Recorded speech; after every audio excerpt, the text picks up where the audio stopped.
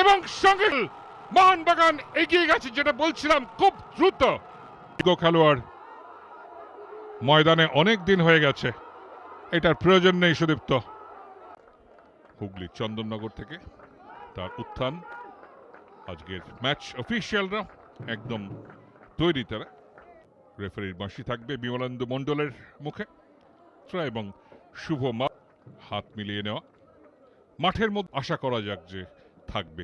মোহনবাগান আজকের একদমই জয়ের লক্ষ্যে তারা নামছে এবং রেলওয়ে এফসি সবসময় এই রেলওয়ে এফসি ওয়ারি ভাতৃসংঘ যে টার্ফটা আছে, যে সবুজ দেখা যাচ্ছে, তারা কিন্তু কখনো কখনো এই রেলওয়ে এফসির ছিলাম রেলওয়ে এফসি অধিনায়ক এবং উল্টো দিকে সন্দীপ মালিক মোহনবাগান অধিনায়ক।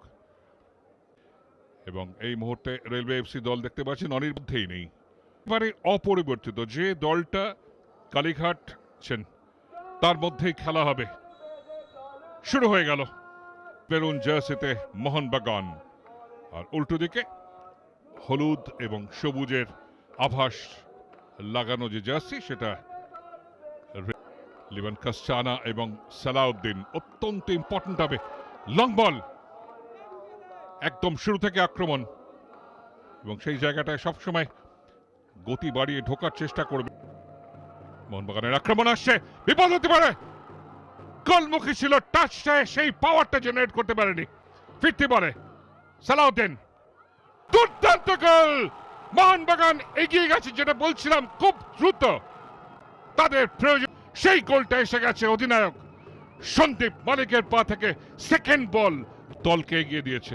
দেখে নেন এইখানটায় সুদীপ্ত ব্যানার্জি এবং সালাউদ্দিন অত্যন্ত বুদ্ধিমত্তার সঙ্গে যেভাবে সেট আপ করেন এবং তাতে একটা চমৎকার শট দেন। এখানে অভিজ্ঞ অভিষেক আইচ একটু আবে বের করার চেষ্টা করছিলেন, উপর ছিটকে চলে। টংসিনের সঙ্গে তাকে ভালো কম্বাইন করতে হবে। ডান দিকে কম্বিনেশন অনেক বেটার সালাউদ্দিনের সঙ্গে। এখানে সন্দীপ বেশ হতে পারে, এতটা সময় পাবে না, এবং শেষ পর্যন্ত ডান পায়ে অত্যন্ত দুর্বল শট পাসাং দর্জি তামা। কিন্তু এখন অব্দি প্রশান্ত দাসকে সেভাবে আমরা অ্যাক্টিভ দেখতে পাইনি। নিতেশকে কিন্তু আক্রমণে আসতে হবে। এখানে একটা সুযোগ রয়েছে রেলওয়ের, ডান দিকে অপশন আছে। নিতেশ সরাসরি যাওয়ার চেষ্টায় দেখেছিলেন দীপ্রভাত একটু বেরিয়েছিল, অত্যন্ত বুদ্ধিমত্তার সঙ্গে সুইং ফ্লোটার হেডের চান্স ছিল। সুদীপ্ত ফার পোস্টের কোণার দিকে যাচ্ছিল। ঠিক টি-25 এটা খেলোয়াড়দের জন্য বড় চ্যালেঞ্জ থাকবে অবশ্যই, এই মাঠের সঙ্গে মানিয়ে নেওয়া। তার কারণ যতজন কিংবদন্তি লেজেন্ডস তৈরি হয়েছেন। আক্রমণ শানাচ্ছে কিন্তু মোহনবাগান পরবর্তী গোলের লক্ষ্যে। চান্স ফর হেডার, সুযোগ ছিল একটা, কিন্তু সায়ন অসম্ভব ভালো একটা ডিফেন্ডিং করলেন ওখানে। প্রথমার্ধের খেলা সন্দীপ মালিকের একমাত্র গোলে মোহনবাগান এগিয়ে রয়েছে রেলওয়ে এফসির বিরুদ্ধে। দ্বিতীয়ার্ধের লড়াইটা আরো কঠিন হবে এবং রেলওয়ে এসেছিল মোহনবাগানের। রেলওয়ে সেভাবে কিন্তু মোহনবাগান গোলের মুখ খুলতে পারেনি। অ্যাথলিট বিমলেন্দু মণ্ডল প্রস্তুত সন্দীপ মালিক। মোহনবাগান সবুজ বেরুন জার্সিতে আপনার স্ক্রিনের বাঁ থেকে ডান দিকে আক্রমণ করা মাঠের দক্ষিণ দিকটা আগলাবে। পরিবর্তন কিন্তু উঠতে হবে। মিংমা শেরপা, এখানে তো কোনই ব্যবহার হয়েছে এবং একটু খেলোয়াড় গৌরব, এবং নিশ্চিতভাবে ওখানে একটা কুনুয়ের ব্যবহার হয়েছিল।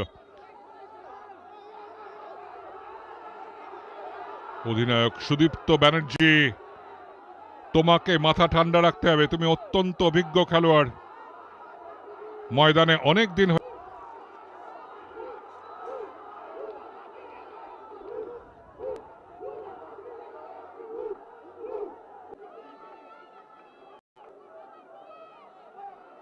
বেঞ্চে লাল কার্ড দেখানো হয়েছে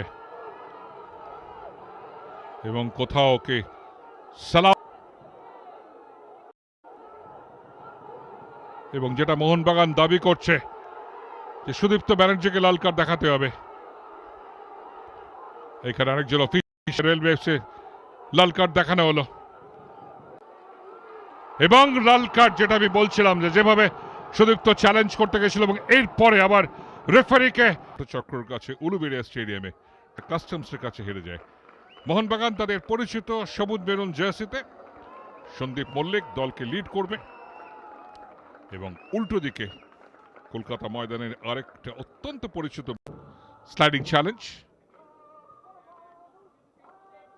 আবারও ফিরতি শট নেওয়ার সুযোগ, সামান্য বাইরে, খুব দ্রুত ঘুরে একটা শট নিয়েছিলেন।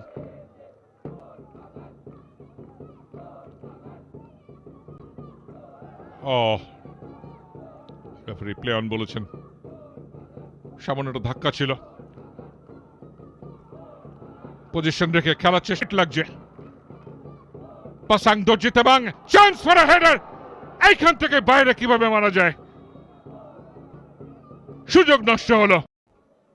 আদেল আদেল পায় ভালো, সন্দীপ 9 মিনিট অতিরিক্ত সময় যোগ করা হয়েছে এবং অনেকটা অফসাইড কি হবে? শিবম গোল মোহনবাগানের জন্য। প্রথমটা মিস করেছিলেন, এইবারে কিন্তু ভুল করেননি, একদম এর মধ্যে অরক্ষিত ছিলেন। অফসাইড ট্র্যাপ তৈরি করার চেষ্টায় দাঁড়িয়ে পড়েছিল গোটা রেলওয়ে ডিফেন্স। শিবম মুন্ডা ভুল করেননি, যে কারণে ফ্ল্যাগটা তলায় থাকলো তার কারণ অনিকেত ঘোষের সঙ্গে একদম সেম জায়গায় ছিল, আবেদন জানাচ্ছিলেন পেনাল্টি অফসাইডের জন্য, কিন্তু শিবম মুন্ডা মাথা ঠান্ডা রেখে চমৎকারভাবে প্লেসমেন্ট করলেন। গুড টার্ন, ক্রস, দীপ্রভাত বিপজ্জনকভাবে ডিপ করছিল, কোন মতে বাঁচিয়ে দিয়েছেন। মাসুম রব্বানি পরিবর্তন হিসেবে এসেছিলেন। Sayan, Mohun Bagan back to back জয় পাওয়ার আর কয়েক, এবং বিমলেন্দু মণ্ডল জানিয়ে দিলেন যে আজকের মতো ব্যারাকপুরে বিভূতি